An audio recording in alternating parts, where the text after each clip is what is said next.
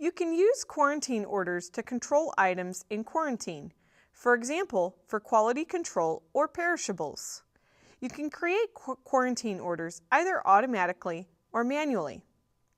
To create automatic quarantine orders, you must link the item to an item model group that is configured for automatic quarantine. By doing this, all receipts for that item are automatically posted to the quarantine warehouse. If the item is only occasionally placed in quarantine, you'll want to place the item into quarantine warehouses manually. Quarantine orders can be created manually without requiring that the current item be set up for quarantine management in the item model group. However, it will correspond to a transfer journal and at least one quarantine warehouse must be set up. Let's review the quarantine order process. First, you'll want to open the quarantine order and create a new order. This is done by clicking the New button.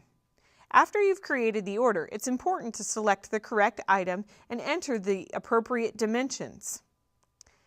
Next, on the General tab, you'll want to enter the quantity.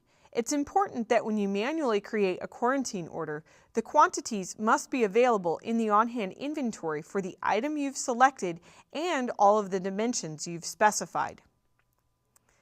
Then, if you're using location and pallet IDs, you'll want to fill that information in. After the location information is filled in, if the quarantine inventory dimensions are required, you'll select the additional informations in those fields. Once you're ready, you can go ahead and click Start at the top of the form. Once the quarantine order is started, the status will be updated. Then you can begin processing the quarantine order. It's important to note that until you click the Start button on the quarantine order, the items are not placed into quarantine. At the time you click the Start button, a transfer journal is created behind the scenes to move the items out of the default warehouse and into the quarantine warehouse.